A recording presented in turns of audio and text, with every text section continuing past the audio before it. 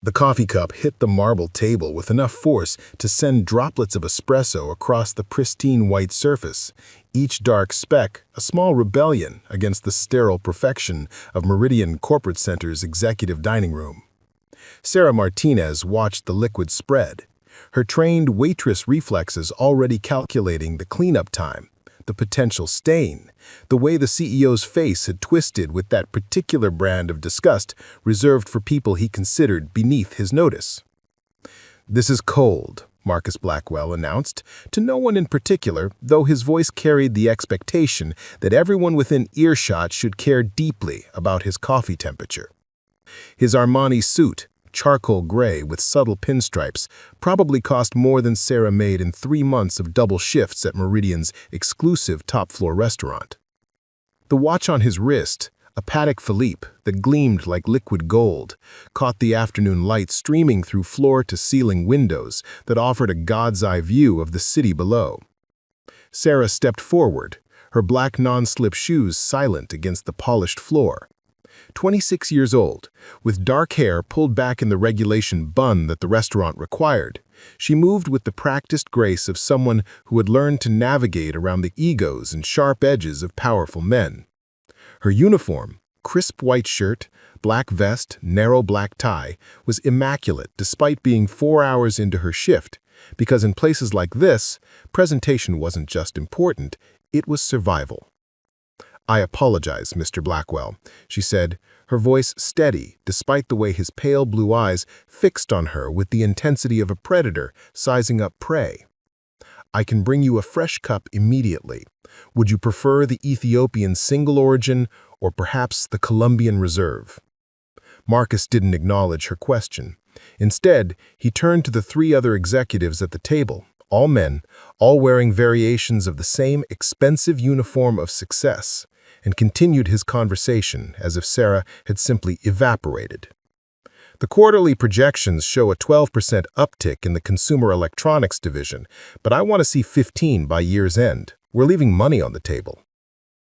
The restaurant around them hummed with the quiet efficiency of a well-oiled machine.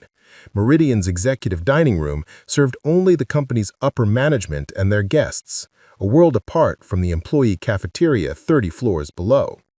Here, lunch meetings could reshape entire industries, handshake deals could move millions of dollars, and the waitstaff moved like ghosts, present when needed, invisible when not.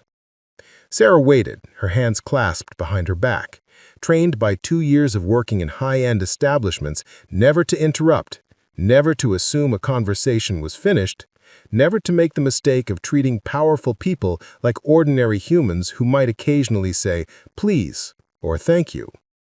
The silence stretched, punctuated only by the soft clink of silverware against china from other tables and the distant hum of the city far below. "Sir?" she ventured after a full minute had passed.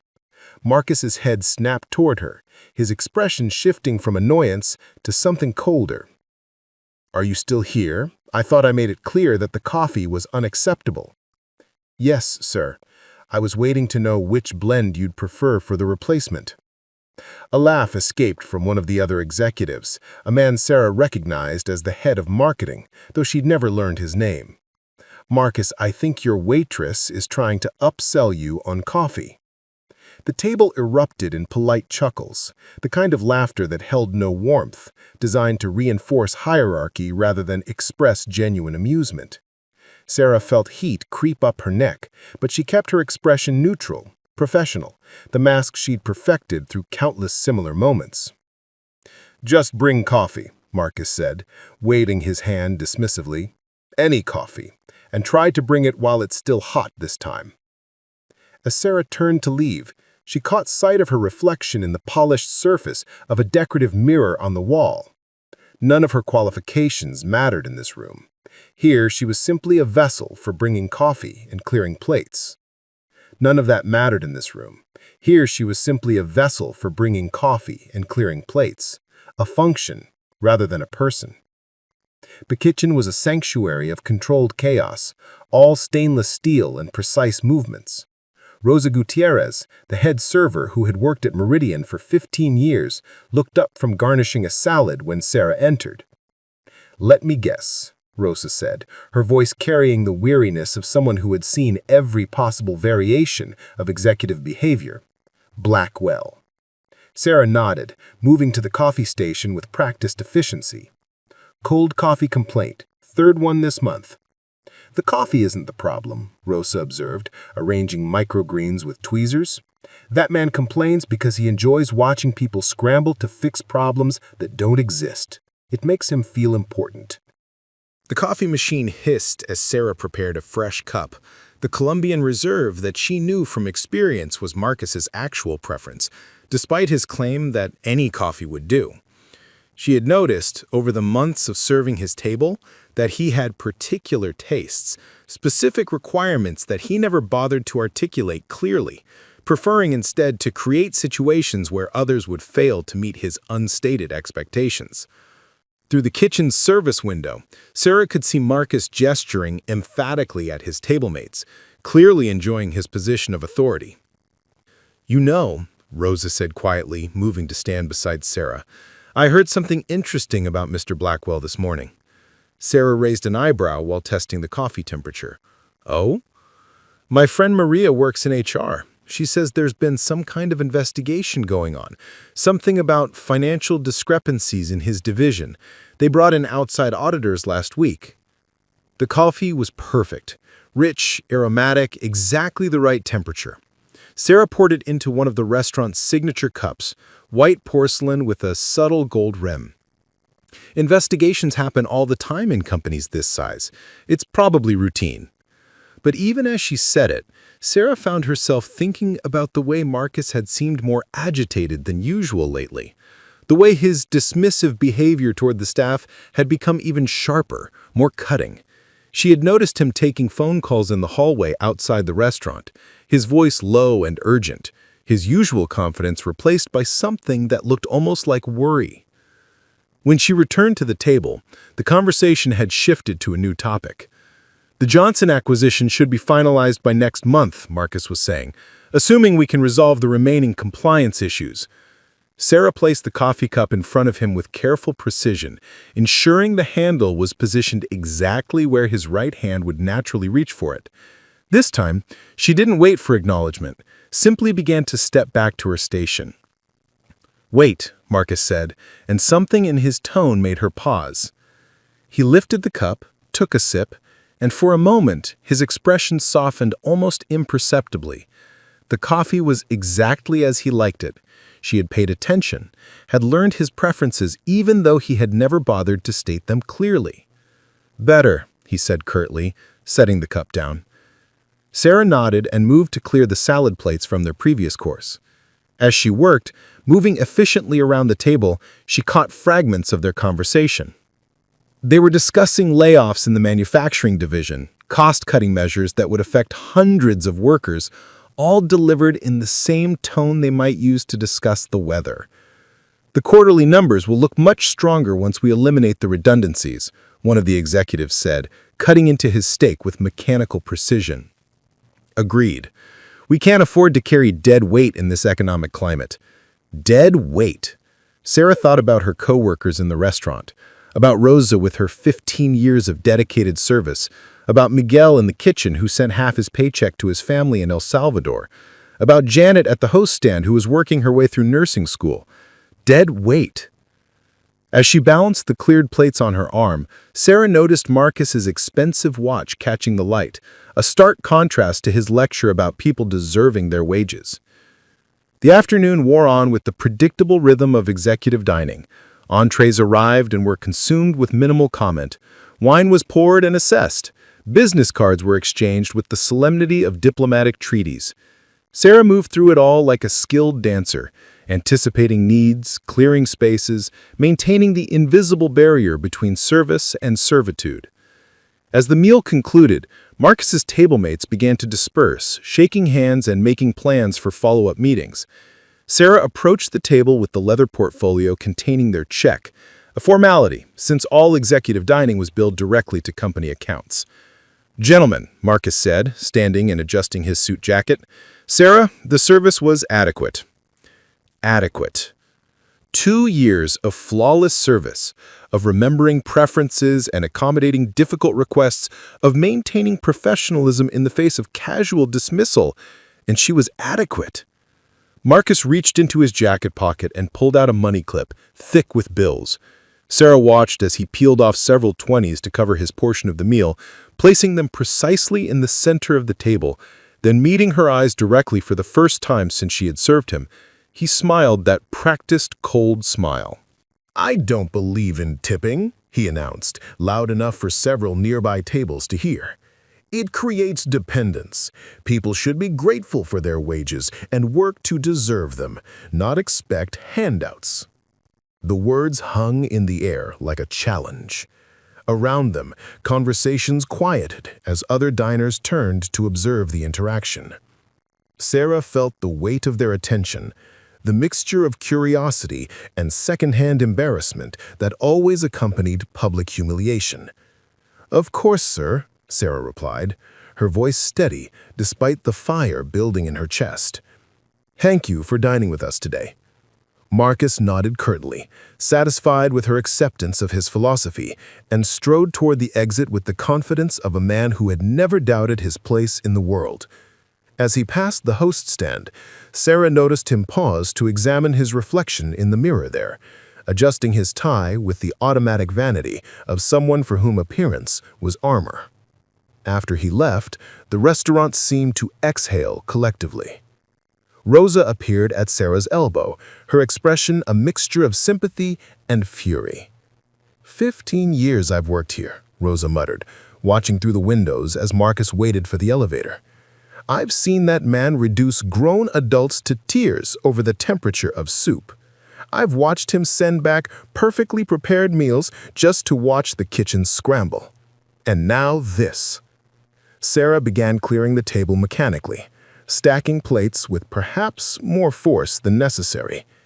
"It's not about the money," she said quietly. "It's about the message." Because it wasn't about the money, not really. The $20 or $30 in tips she might have earned from Marcus's table wouldn't change her life dramatically. But the deliberate nature of his refusal, the way he had made it a public declaration, the satisfaction in his voice when he delivered his little speech about dependency and handouts, that was something different entirely. That was cruelty dressed up as philosophy. As Sarah carried the dishes back to the kitchen, she found herself thinking about the investigation Rosa had mentioned, financial discrepancies, outside auditors. She thought about Marcus's expensive watch and his lecture about people deserving their wages. She thought about the hundreds of workers he had dismissed as dead weight while discussing their elimination over an $80 lunch. The kitchen was quiet, except for the steady rhythm of dishwashing and food preparation. Sarah scraped plates and loaded glasses into bus tubs, her movements automatic after years of practice. Through the service window, she could see the dining room slowly emptying as the afternoon wound down. Executives returning to their corner offices and boardroom meetings, their decisions rippling outward to affect lives they would never bother to consider. "You okay, mija?" Rosa asked, appearing beside her with a concerned expression. Sarah looked up, realizing she had been standing motionless for several minutes, holding the same plate in her hands. Just thinking. About adequacy, Sarah replied, setting the plate down carefully. And what people deserve.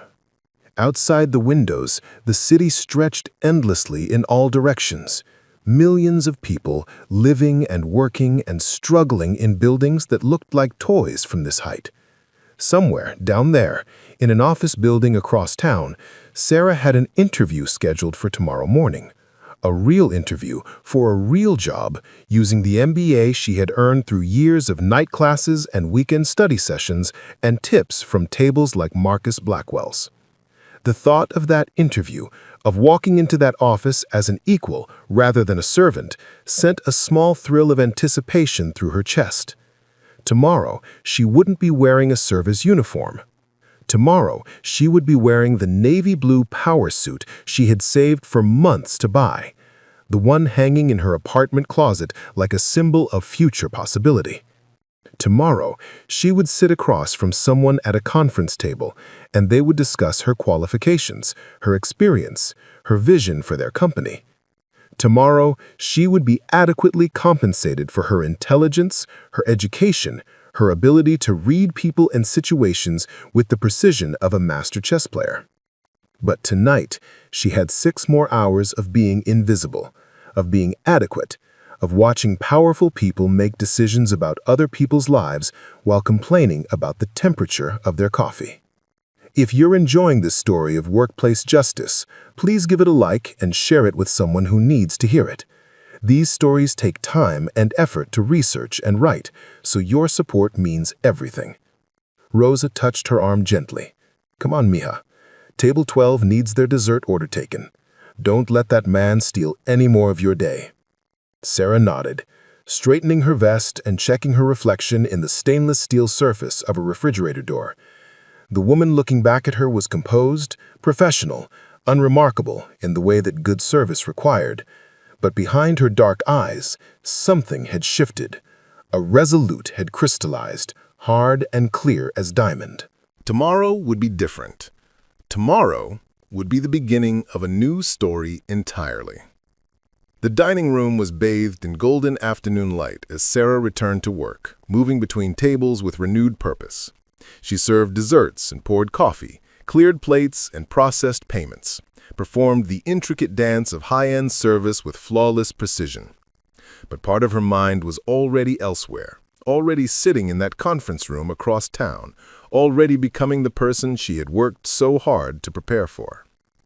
As her shift continued, Sarah found herself paying closer attention to the conversations around her, to the casual way these executives wielded power, to the assumptions they made about people like her.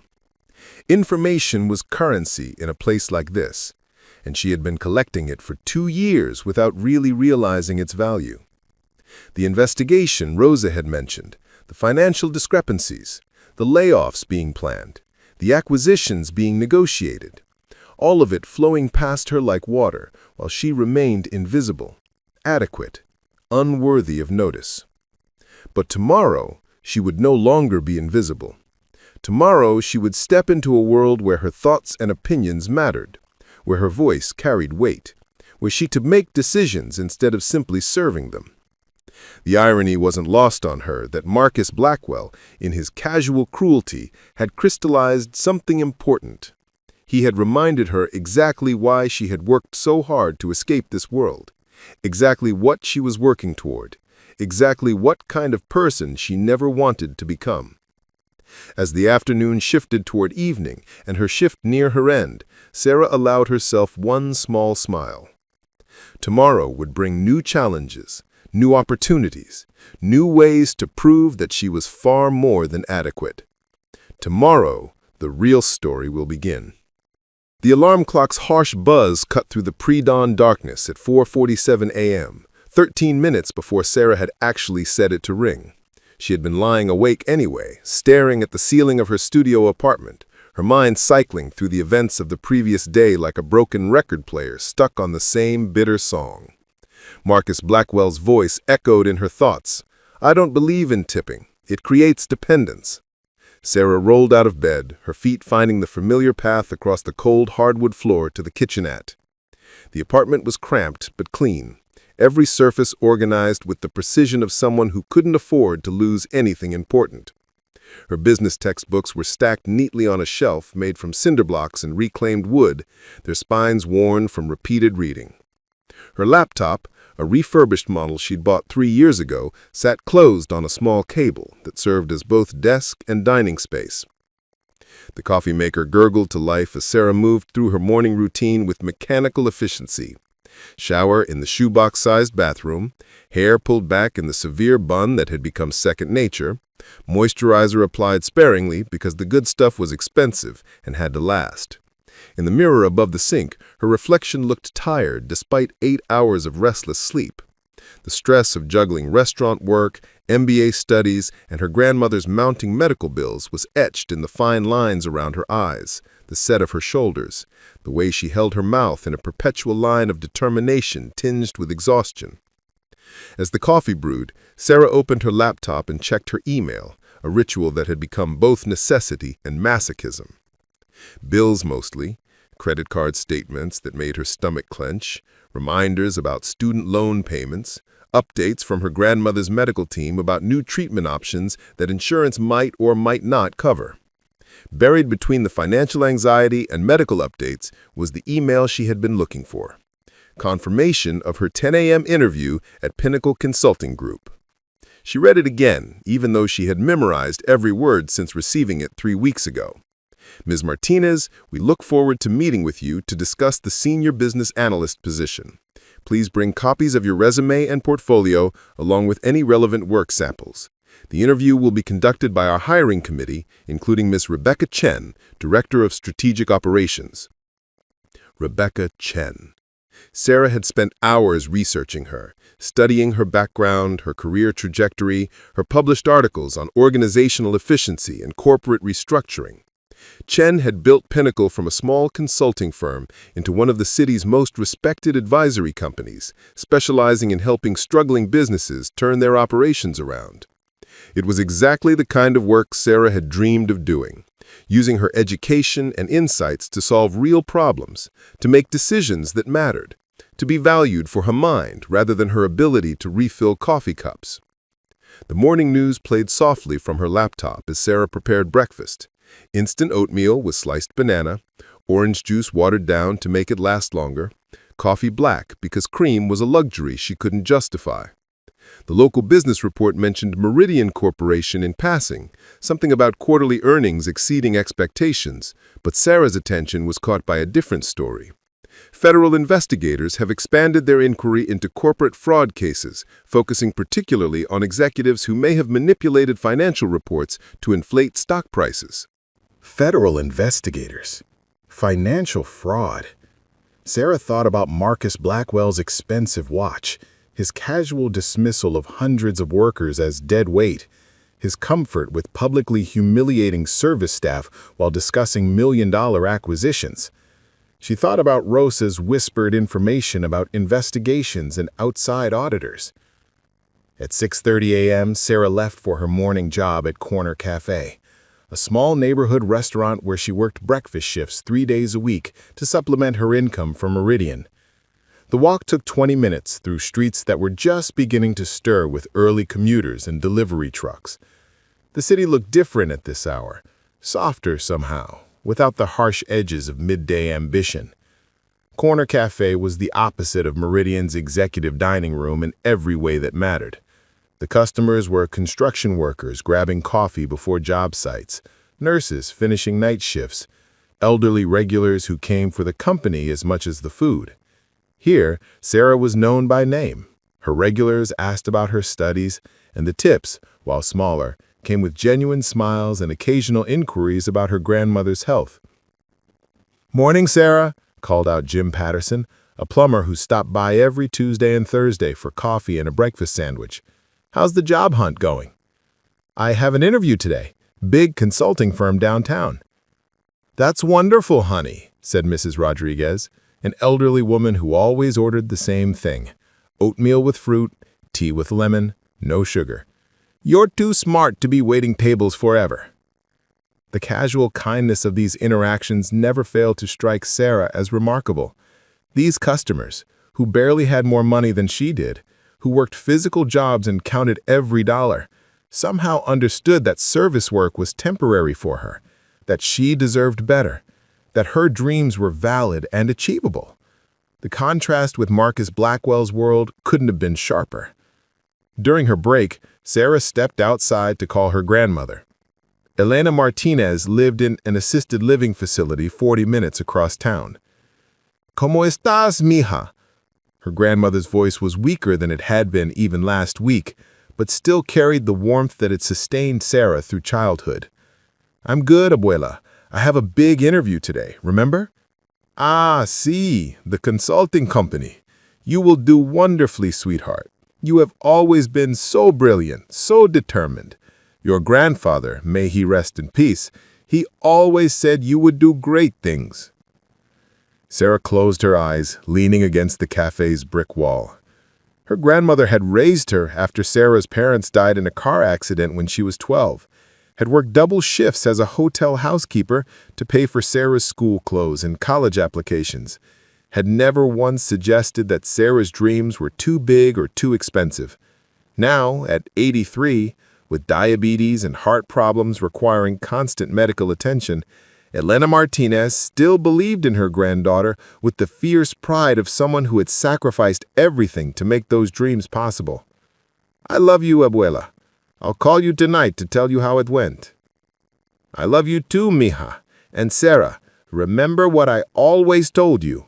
You are not better than anyone, but you are just as good as everyone. Don't let anyone make you forget that." The words followed Sarah through the rest of her morning shift, through the familiar routine of taking orders and clearing tables, through the grateful smiles of customers who saw her as a person rather than a function. When her shift ended at 9:15, she had just enough time to get home, change clothes, and catch the bus downtown for her interview. Back in her apartment, Sarah transformed herself with the careful precision of an actor preparing for the most important role of her life. The navy blue suit came out of its protective garment bag, crisp and professional, and represented 3 months of saved tips and skipped meals. The blouse was white silk, not real silk, but a convincing synthetic that looked expensive under artificial lights. Her shoes were sensible low heels, comfortable enough for a day of walking, but elegant enough for corporate boardrooms. In the bathroom mirror, she practiced her interview smile, the confident handshake she'd rehearsed 100 times, the way she would introduce herself. "Thank you for this opportunity. I'm Sarah Martinez, and I'm excited to discuss how my experience in education can contribute to Pinnacle's mission." The woman in the mirror looked capable, accomplished, ready to take on challenges that would seem impossible just a few years ago.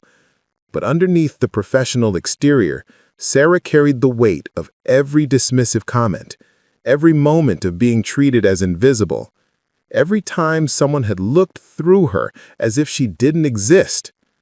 She thought about Marcus Blackwell's lecture about dependency and handouts, delivered while wearing a watch that cost more than most people's cars. She thought about his casual cruelty, his satisfaction in publicly diminishing someone he saw as beneath his notice. She thought about the investigation Rosa had mentioned, about federal fraud inquiries, about the way powerful people seem to operate by entirely different rules than everyone else. The bus ride downtown took 45 minutes, giving Sarah time to review her notes one final time. She had prepared for every possible question, researched every member of Pinnacle's leadership team, memorized statistics about the consulting industry and the local business climate. Her portfolio contained examples of her academic work, case studies she'd completed, analyses that demonstrated her ability to see patterns and solve complex problems. As the bus wound through increasingly upscale neighborhoods, Sarah watched the city change outside her window. The buildings grew taller and more modern, the cars more expensive, the people on the sidewalks more polished. This was Marcus Blackwell's world, a realm of power suits and power lunches, where decisions were made in boardrooms and executed in emails, where success was measured in stock prices and quarterly reports. But it was also Rebecca Chen's world, and Chen had built something different, a company that actually solved problems, that helped struggling businesses find their way back to profitability, that created value rather than simply extracting it. If Sarah could prove herself here, if she could earn a place at that table, she could be part of something that mattered. The Pinnacle Consulting Group occupied 3 floors of a glass tower in the city's financial district. As Sarah approached the building, she felt the familiar tightness in her chest that came with entering spaces where she didn't quite belong yet. The lobby was all marble and chrome, with security guards who wore suits nicer than anything in Sarah's wardrobe. "Good morning," she said to the receptionist, a woman about her own age with perfect makeup and a headset that looked like something from a science fiction movie. "I'm Sarah Martinez. I have a 10 a.m. interview with Miss Chen and the hiring committee. Of course, please have a seat, and someone will be with you shortly." Sarah chose a chair that faced the elevators, watching as a steady stream of professionals flowed in and out of the building. They moved with the confidence of people who belonged, who never questioned their right to occupy these spaces, who never had to transform themselves from invisible to visible in the space between one conversation and the next. But as she watched them more carefully, Sarah began to notice details that her years in service had trained her to observe. The way some of them treated the security guards with casual indifference. The way they spoke to the cleaning staff as if they were part of the building's fixtures. The way they moved through shared spaces as if they owned everything they touched. Not all of them, but enough to remind her that cruelty wasn't unique to Marcus Blackwell. It was a choice that people made, sometimes consciously, sometimes through simple thoughtlessness, every time they decided that some people mattered more than others. "Miss Martinez?" A young woman in an elegant gray dress approached with an outstretched hand. "I'm Janet Walsh, Miss Chen's assistant. She's ready to see you now." As Sarah rose from her chair and followed Janet toward the elevators, she felt the weight of every moment that had led her to this point. The late night studying while her feet ached from double shifts.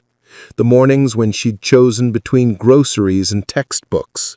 The phone calls with her grandmother's doctors negotiating payment plans and insurance coverage. The countless small humiliations and casual dismissals that had taught her exactly what she was working to escape. The elevator doors closed with a soft whisper, carrying her upward toward a future that felt both terrifyingly uncertain and absolutely necessary. In less than an hour, she would sit across from Rebecca Chen and prove that she was more than adequate, more than invisible, more than the sum of other people's assumptions about who she was supposed to be. The reflection in the elevator's polished steel doors showed a woman ready for battle, armed with intelligence and determination and the hard-won knowledge that respect was something you earned, not something you begged for.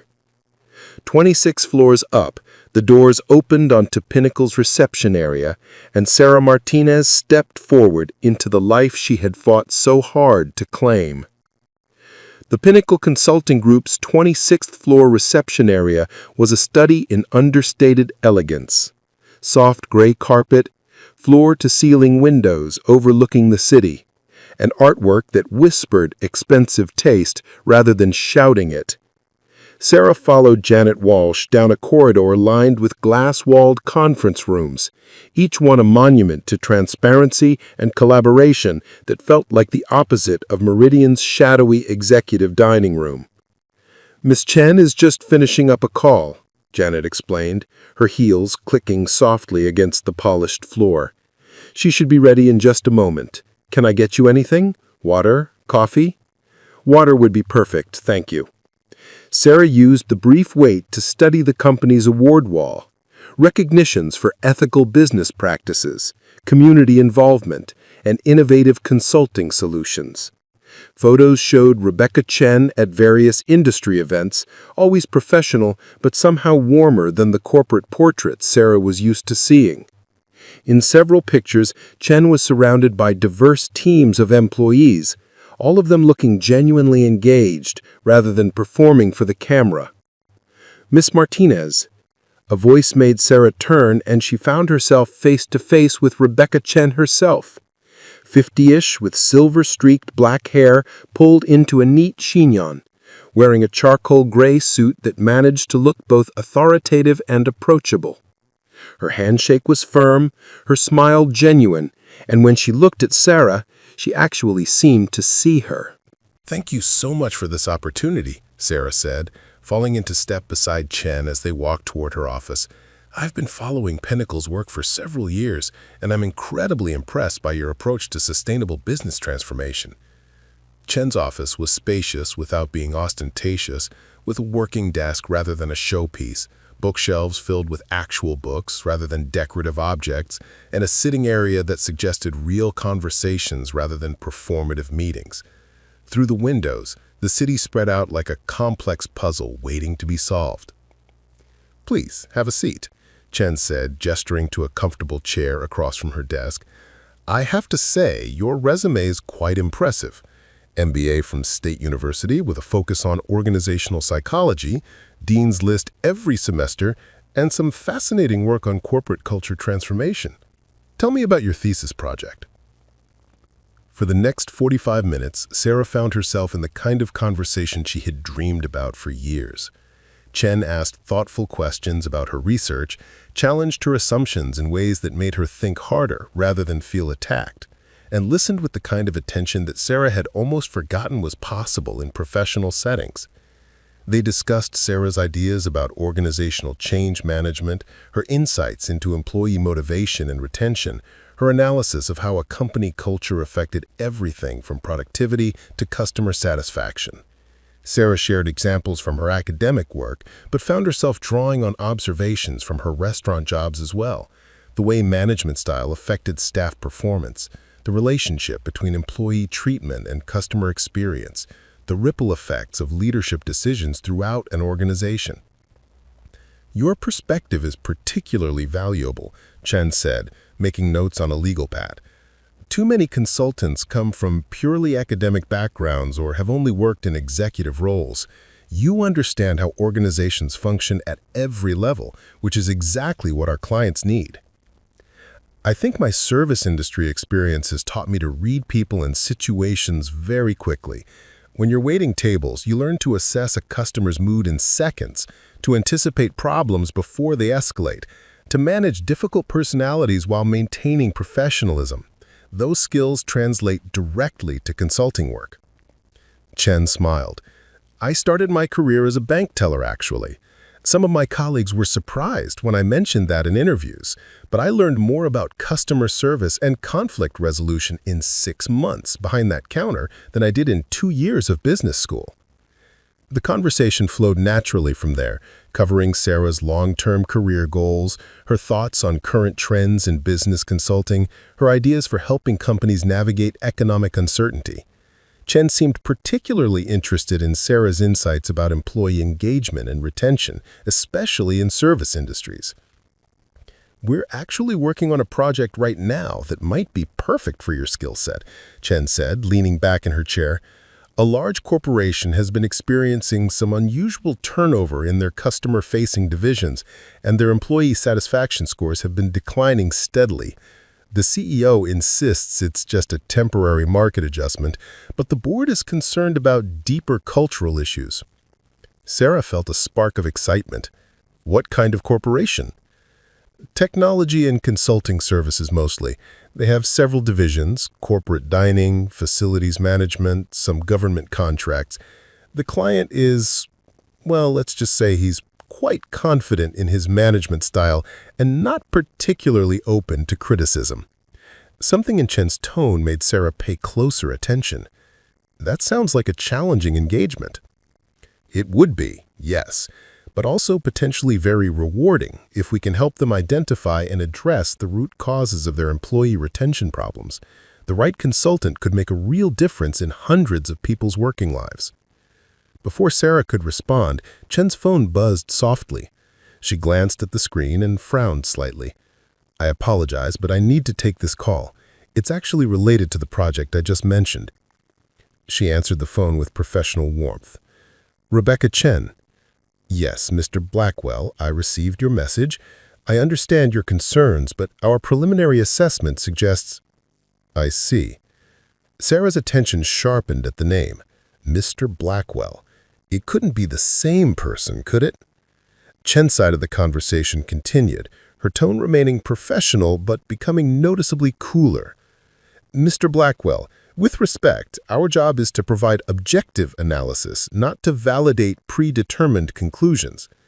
Yes, I understand you're paying for our services, but that payment is for honest assessment and evidence-based recommendations. We can certainly discuss this further when I meet with your team this afternoon. After ending the call, Chen looked apologetic.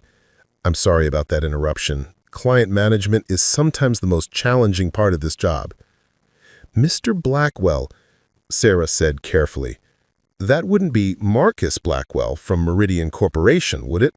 Chen's eyebrows rose in surprise. You know him? Sarah felt her heart rate accelerate. Yes, actually. I work part-time at Meridian's executive dining room. Mr. Blackwell is a regular customer. How interesting. Chen's expression became thoughtful. What's your impression of his management style? Sarah chose her words carefully. He's very confident in his decisions. He has strong opinions about employee compensation and motivation. Chen studied Sarah's face with the keen attention of someone trained to read between lines. That's a diplomatically phrased observation. In our preliminary interviews, we've heard some concerning feedback from Meridian's staff. High turnover rates, complaints about workplace culture, allegations of verbal abuse from management. I can imagine, Sarah said quietly. The board brought us in because they're worried about potential legal liability, not to mention the costs associated with constant recruiting and training. But Mr. Blackwell seems to view our engagement as more of a validation exercise than a genuine assessment. Chen leaned forward slightly. Sarah, I want to be direct with you. This project would be your first major assignment if you join our team. It's complex, politically sensitive, and involves working with a client who doesn't particularly want to hear what we might find. Are you interested in that kind of challenge? Sarah felt a surge of something that was equal parts excitement and nervousness. The chance to analyze Marcus Blackwell's management practices from a position of authority, to document the kind of behavior she had witnessed firsthand, to potentially help the employees who currently had no voice in Meridian's hierarchy. It was almost too perfect to believe. Very interested, she said. When would I start? Pending reference checks and final approvals, which should take about a week, you could begin next Monday. The Meridian assessment is scheduled to run for 6 weeks, with a preliminary report due at the midpoint. They spent another 20 minutes discussing salary, benefits, and logistics. The compensation package was more than Sarah had dared to hope for, enough to cover her expenses, her grandmother's care, and even start building some savings for the first time in years. As the interview concluded, Chen walked her to the elevator personally. I'll be in touch by Friday with our final decision, but I want you to know that you've made an excellent impression. Your combination of academic preparation and real-world experience is exactly what we need for this project. As the elevator doors closed, Sarah felt a mix of elation and disbelief. In the space of an hour, her entire future had shifted.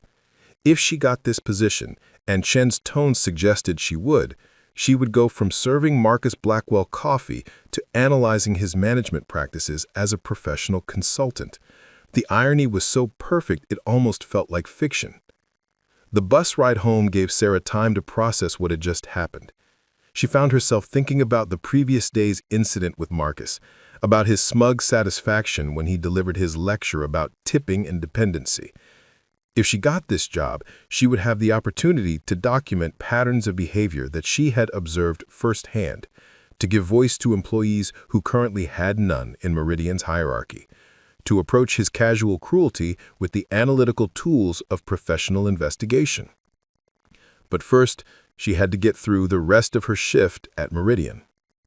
At 3:30 p.m., Sarah walked into the executive dining room's employee entrance, still wearing her interview suit. Rosa looked up from polishing wine glasses and whistled softly. "Look at you, mija.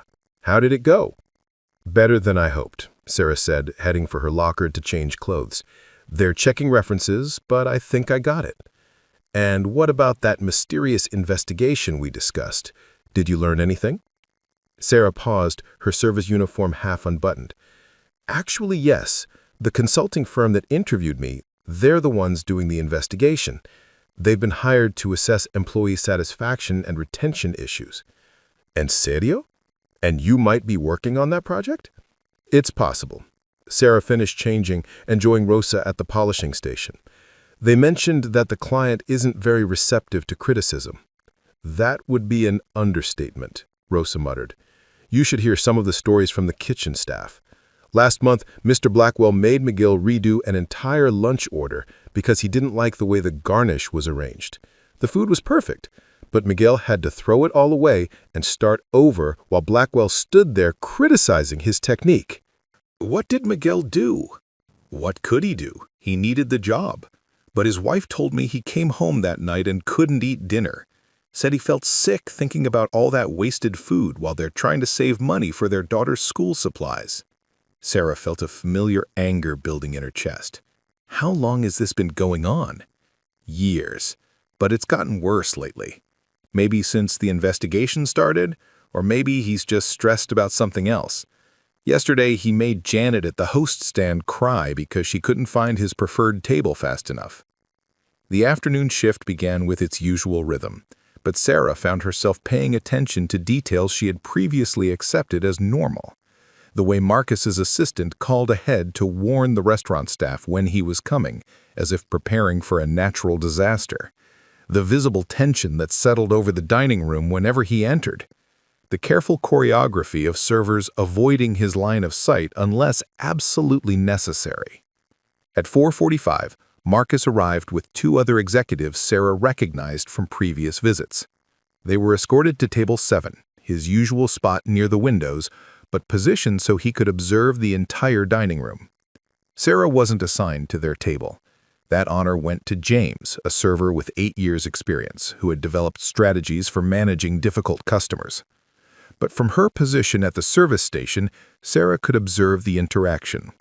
She watched Marcus gesture dismissively when James attempted to explain the day's specials. She saw him send back his water glass because it had spots on the rim. She noticed the way his voice carried across the dining room when he criticized the temperature of the bread basket, ensuring that other diners and staff members could hear his displeasure. "Excuse me," Marcus called out, his voice sharp enough to cut through the ambient conversation. "Server." James appeared at his side instantly. "Yes, sir." "This silverware is unacceptable. I specifically requested the premium place setting, not whatever discount cutlery you've provided." Sarah looked at the table from across the room. The silverware appeared identical to every other table setting, polished, elegant, expensive, but Marcus had found something to criticize, some way to establish dominance and create discomfort. "I apologize, sir. I'll bring a replacement setting immediately." "See that you do. And while you're at it, I want to speak with your manager about the declining standards of service in this establishment."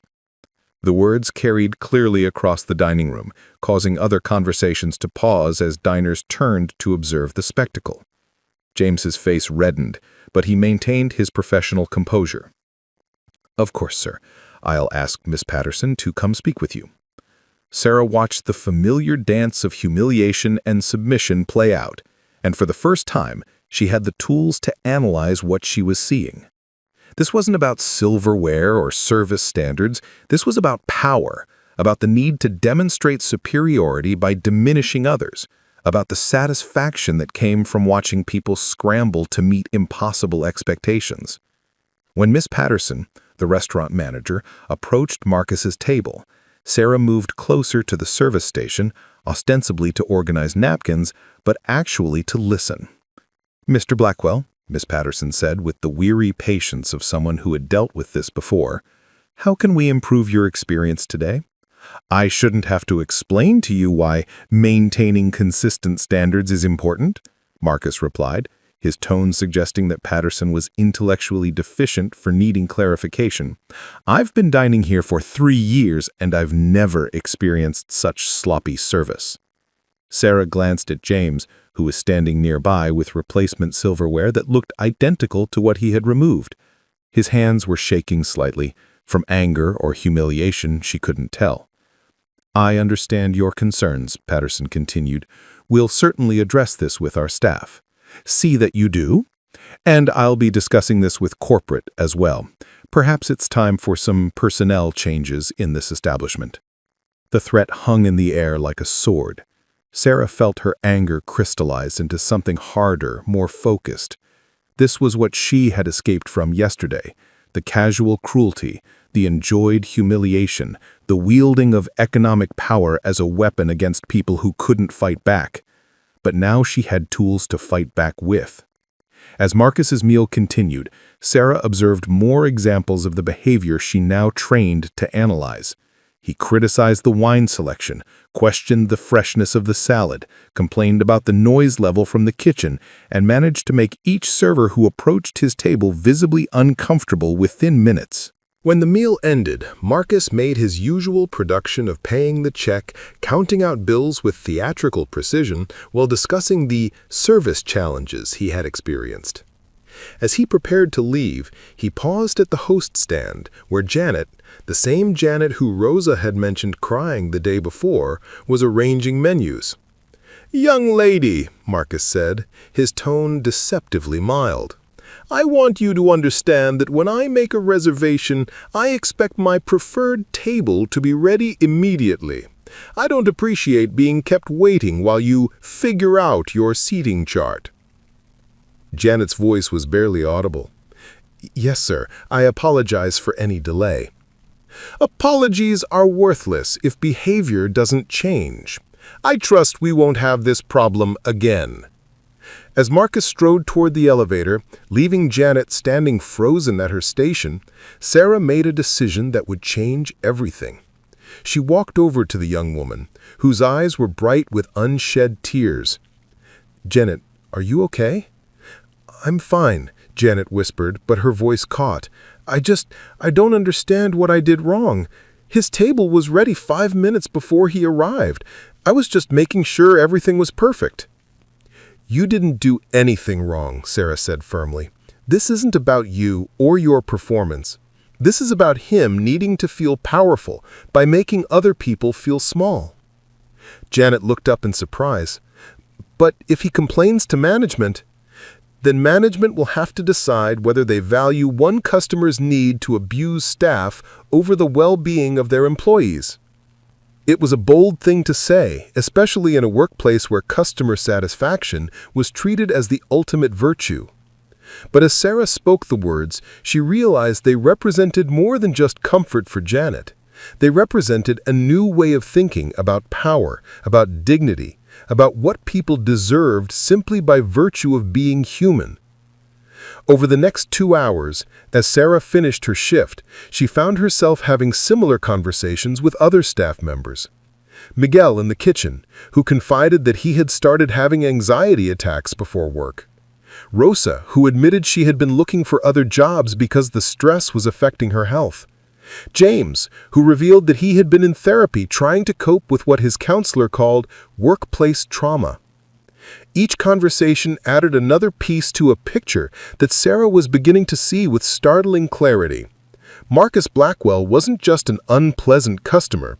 He was a systematic destroyer of human dignity, a person who derived satisfaction from creating an environment of fear and subservience. And tomorrow, if everything went as planned, Sarah would begin the process of documenting that destruction with the authority and analytical tools of a professional consultant. As she walked to the employee exit, Sarah passed the mirror where Marcus had admired his reflection the day before. This time, it was her own face looking back, tired but determined, wearing the uniform of service for what she hoped would be one of the last times. The woman in the mirror had spent 2 years being invisible, being adequate, being dismissed and diminished by people who confused wealth with worth. But that woman was about to transform into someone with a voice, with authority, with the power to speak for those who currently had no voice at all. The elevator doors opened with a soft whisper and Sarah stepped inside, already mentally preparing for the work that lay ahead. If she got this job, when she got this job, she would have the opportunity to turn her years of observation and experience into a professional analysis that could protect people like Janet and Miguel and Rosa from the casual cruelty of people like Marcus Blackwell. As the elevator descended toward the ground floor, carrying her away from the world of executive dining and toward an uncertain but promising future, Sarah allowed herself a small, determined smile. Justice, she thought, sometimes came in the most unexpected packages. Friday afternoon arrived with the weight of possibility and the sharp edge of nervous anticipation. Sarah sat in her studio apartment, laptop open on her small table, refreshing her email every few minutes while trying to distract herself with MBA coursework that suddenly felt abstract compared to the real-world opportunity hanging in balance. At 3:17 p.m., the email arrived. Subject: Position offer, Senior Business Analyst.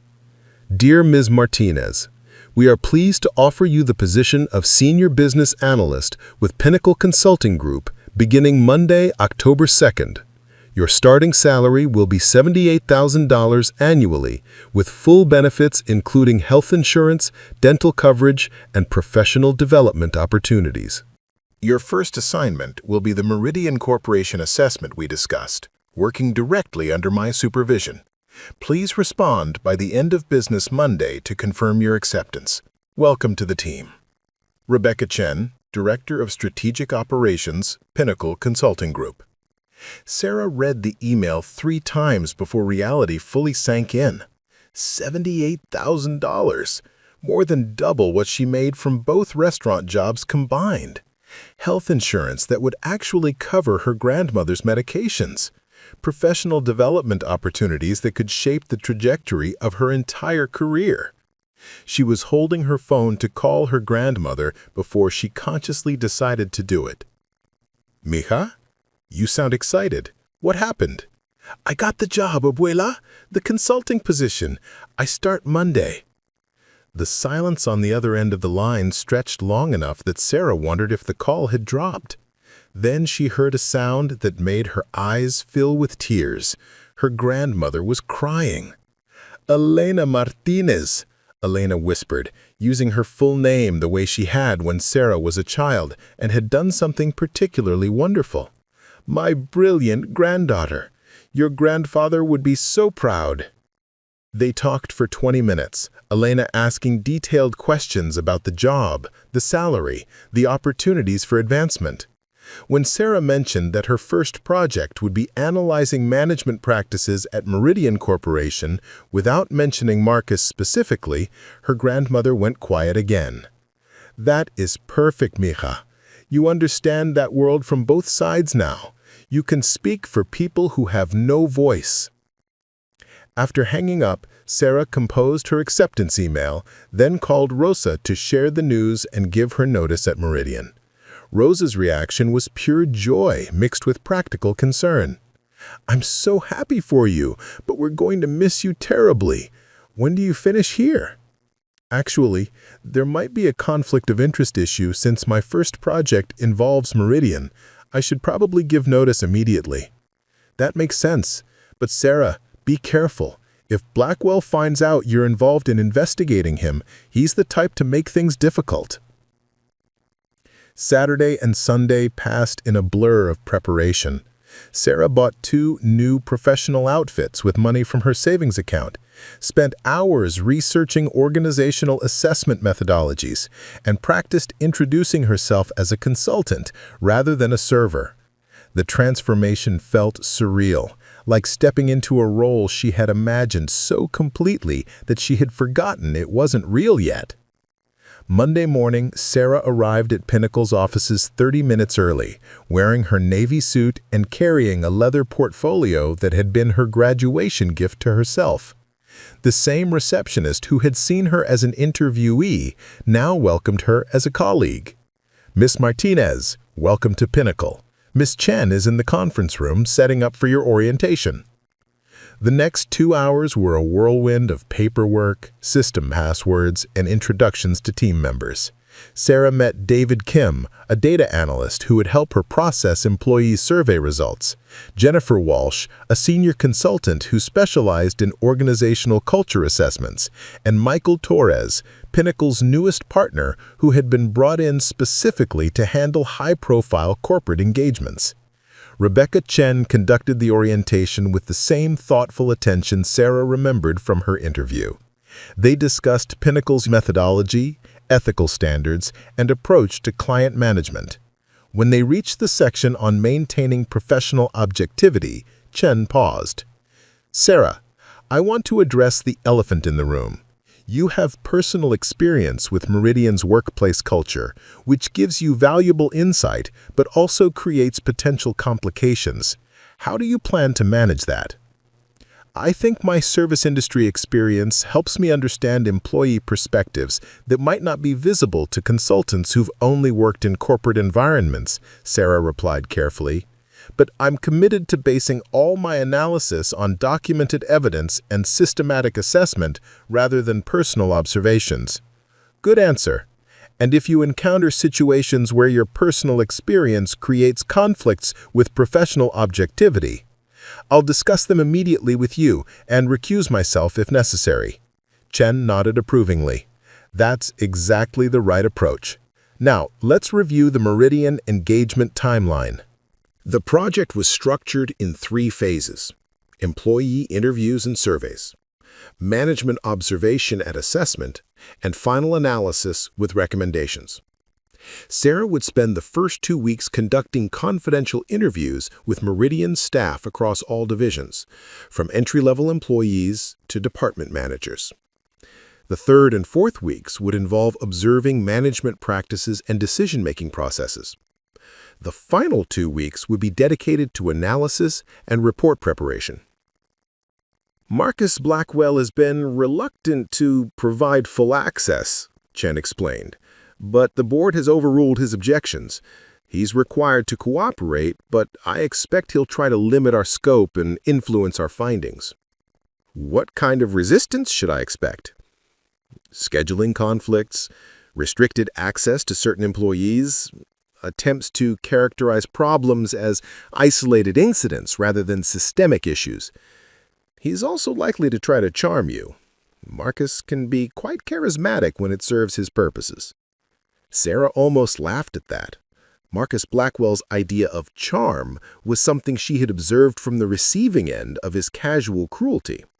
The idea that he might try to manipulate her, someone he had never bothered to truly see, struck her as both ironic and potentially useful. Tuesday morning, Sarah walked into Meridian Corporation's main offices for the first time as anything other than a service worker. The transition from the employee entrance to the executive elevator felt symbolic, like crossing a bridge between 2 different worlds. Meridian's Human Resources Department occupied the 15th floor, a maze of cubicles and conference rooms that hummed with the quiet energy of administrative work. Sarah's first meeting was with Jennifer Huang, the HR director who would arrange the Pinnacle engagement despite Marcus's objections. "We're seeing troubling trends in employee satisfaction and retention," Huang explained, pulling up data on our computer screen. "Turnover in customer-facing positions has increased 40% over the past 18 months. Exit interviews consistently mention management style and workplace culture as primary reasons for leaving. Have you identified specific departments or managers associated with these trends?" Huang hesitated. "The data suggests problems are concentrated in divisions that report directly to Mr. Blackwell, but correlation doesn't necessarily imply causation. Of course, I'll need to conduct individual interviews to understand the specific dynamics." "About that, Mr. Blackwell has requested that all employee interviews be conducted in his presence. He says it's to ensure accuracy and prevent misunderstandings." "That would completely undermine the confidentiality necessary for honest feedback. Employees can't speak freely about management issues with management present." "I agree, but Mr. Blackwell was quite insistent. He said he doesn't want employees making false accusations without accountability." This was exactly the kind of manipulation Chen had warned her about. Marcus was trying to control the investigation by intimidating potential witnesses, ensuring that any criticism would be filtered through fear of retaliation. "Miss Wong, I need you to understand that conducting interviews under those conditions would violate basic principles of organizational assessment. It would also potentially expose Meridian to legal liability if employees later claimed they were prevented from reporting legitimate grievances. Huang looked relieved. Can you put that in writing? I need documentation to push back against Mr. Blackwell's demands. Sarah spent the rest of the morning drafting a memo explaining why confidential interviews were essential for valid assessment results. It felt strange to be writing about Marcus's behavior with professional detachment, to transform her personal experience of his controlling tendencies into clinical analysis of organizational dysfunction. Tuesday morning brought her first day of employee interviews. Sarah had scheduled 12 conversations, starting with lower-level staff and working her way up the hierarchy. She set up in a small conference room on the 10th floor, far enough from executive offices to provide psychological distance, but close enough to demonstrate that the investigation had official support. Her first meeting was with Maria Santos, a facilities coordinator who had worked at Meridian for 6 years. Maria entered the conference room nervously, clearly uncertain about why she had been asked to participate. "This conversation is completely confidential," Sarah began, using the same warm but professional tone she had practiced. "I'm here to understand your experience working at Meridian, what's working well, and what could be improved. Nothing you say will be attributed to you personally." Gradually, Maria relaxed. She talked about enjoying her work, appreciating her immediate supervisor, and feeling proud of maintaining Meridian's facilities. But when the conversation turned to interactions with executive management, her tone changed. "Mr. Blackwell, he doesn't acknowledge people like me. I've worked here 6 years, but when he sees me in hallways or elevators, he looks right through me like I'm invisible. Once, I was cleaning near the executive dining room when he came out. He started yelling at someone on his phone about incompetent staff, and he was looking right at me while he said it, like I was an example of the problem." "How did that make you feel?" Like I didn't matter. Like all my work, all the care I put into keeping this place running was worthless because someone like him decided I wasn't worth noticing. The interview continued for 45 minutes, and Sarah found herself documenting a pattern that went beyond individual rudeness. Maria described a workplace culture where executive management treated support staff as invisible, where basic courtesy was absent, where employees at lower levels felt devalued and disposable. The second interview was with David Park, a customer service representative who worked in one of Meridian's client-facing divisions. His story was more specific and more disturbing. "Last month, we had a system outage that affected about 30 clients. It wasn't our fault. It was a server problem that IT fixed within 2 hours. But Mr. Blackwell called an emergency meeting and spent an hour screaming at our entire team, calling us incompetent and threatening our jobs if anything like that happened again." Did he acknowledge that the problem was technical rather than performance-related? No. When our supervisor tried to explain what had actually happened, Mr. Blackwell cut him off and said he didn't want to hear excuses. He said we should have found a way to prevent the problem, even if it meant working unpaid overtime to monitor systems around the clock. Sarah made notes, recognizing the pattern of unreasonable expectations, followed by public humiliation when those expectations proved impossible to meet. By Thursday afternoon, Sarah had completed 16 interviews, and a clear picture was emerging. Marcus Blackwell's management style was systematically destructive, characterized by public humiliation, impossible expectations, lack of basic respect for subordinates, and a complete absence of accountability for his own decisions. Employees described feeling anxious, devalued, and constantly under threat. But the most revealing interview came Friday morning when Sarah sat down with James Morrison, the server she had watched Marcus humiliate over silverware just a week ago. James entered the conference room looking exhausted, his usual professional composure replaced by something that looked like defeat. "I don't know what I'm supposed to tell you. If this gets back to him, it won't. This conversation is completely confidential, and my report will include no identifying information about individual employees." Gradually, James began to open up. He described 3 years of increasingly difficult interactions with Marcus, each one designed to establish dominance through humiliation. "He creates problems that don't exist. Like last week with the silverware, there was nothing wrong with it. He just needed to find something to criticize so he could make a scene. And the breadbasket complaint the day before that, and the water glass with spots that weren't there. It's never about the actual service. It's about making us jump through hoops to prove we know our place." "How has this affected you personally?" James was quiet for a long moment. "I used to love this job. I was good at it, and I took pride in providing excellent service. But now I dread coming to work. I wake up with anxiety attacks thinking about whether he'll be here, what he'll find to complain about, whether today will be the day he gets me fired." "Have you considered looking for another position?" "Every day. But I have 2 kids and a mortgage. I can't afford to be unemployed while I job hunt. So I'm trapped." The word hung in the air. Trapped. That was exactly what Marcus's behavior was designed to create.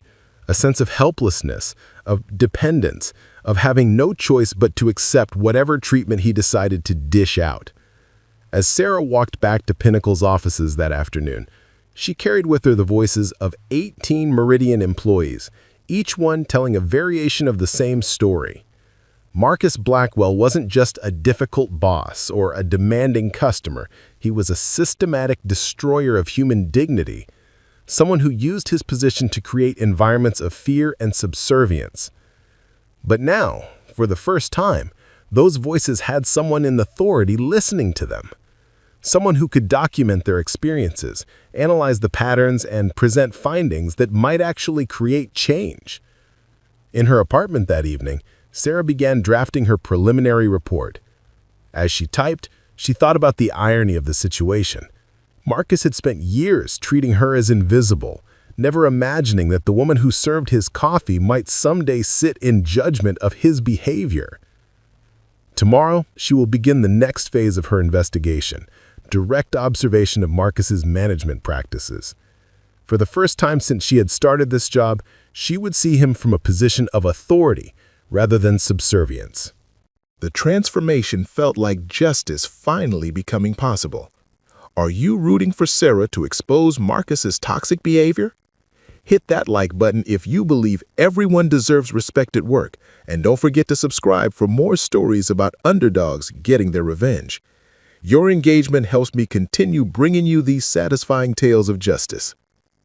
3 weeks later, Sarah sat in Meridian's boardroom, her comprehensive report spread across the polished mahogany table. Rebecca Chen sat beside her as Sarah presented her findings to the board of directors. 14 documented incidents of workplace abuse, 18 employee testimonials, and statistical evidence of the correlation between Marcus's management style and employee turnover. "The pattern is unmistakable," Sarah explained, her voice steady and professional. "Mr. Blackwell's behavior creates a toxic environment that cost this company hundreds of thousands in recruiting, training, and lost productivity." Board Chairman Robert Hayes leaned forward. "What do you recommend?" "Immediate termination, no severance package, and implementation of comprehensive management training programs across all divisions." The vote was unanimous. An hour later, security escorted Marcus Blackwell toward the elevator, carrying a cardboard box with his personal belongings. As the elevator doors opened, he looked up and saw Sarah standing in the hallway. No longer invisible, no longer adequate, now the architect of his professional destruction. Recognition dawned in his pale blue eyes like a slow-motion car crash. The waitress, the woman who had served his coffee while he lectured about dependency and handouts, the person he had dismissed as beneath his notice. "You," he whispered, his face draining of color. Sarah met his gaze with the same steady professionalism she had maintained throughout her investigation. "Mr. Blackwell, I hope you've learned that everyone deserves basic human dignity, regardless of their position. The elevator doors closed on his shocked expression, carrying him away from the executive floors forever. 6 months later, Sarah received a promotion to senior consultant. The Meridian case had become a model for organizational transformation, cited in business journals as an example of how proper assessment could create lasting positive change. Sometimes justice comes from the most unexpected sources, delivered by those we foolishly underestimate. What did you think of Sarah's incredible transformation from invisible waitress to powerful consultant? Stories like this take hours of research and writing, so please show your support by liking this video and sharing it with friends who love workplace justice stories. Subscribe for more tales of karma catching up with toxic bosses, because everyone deserves to be treated with dignity.